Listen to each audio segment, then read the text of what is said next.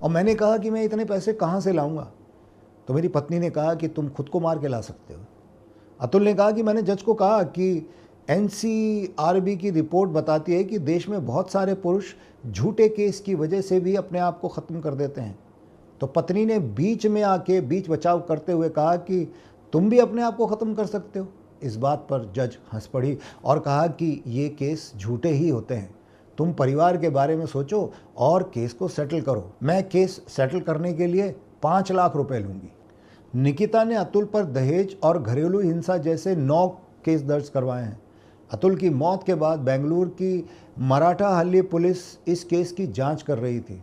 Police ने अतुल के घर से वो नोट भी बरामद किया, लैपटॉप बरामद किया, मोबाइल फ़ोन और दूसरे और भी कई दस्तावेज हैं जो पुलिस को मिले हैं। और इन्हीं के आधार पर निकिता सहित उसकी मां और भाई से पूछताछ की गई है। जांच के दौरान करीब 3 हफ्ते तक निकिता और उनका परिवार बेंगलुरु पुलिस की कस्टडी में रहा। 4 जनवरी 2025 को सभी आरोपियों को जमानत मिल गई। निकिता ने जौनपुर फैमिली कोर्ट में अतुल के खिलाफ 9 केस दर्ज करवाए थे, जिनमें हत्या की कोशिश, दहेज प्रताड़ना, घरेलू हिंसा, मानसिक प्रताड़ना और अवैध संबंधों जैसे आरोप लगाए गए थे।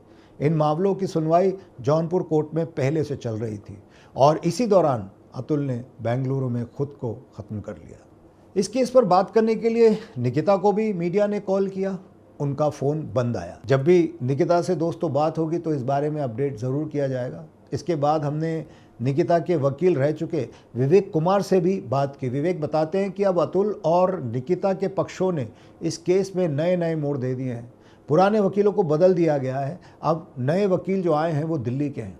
अतुल ने जिस जज पर करप्शन का आरोप लगाया था उनका ट्रांसफ़र हो चुका है। अतुल ने अपने नोट में तब की जौनपुर फैमिली कोर्ट के प्रिंसिपल जज और उसके पेशकार माधव राय पर रिश्वतखोरी के आरोप लगाए थे।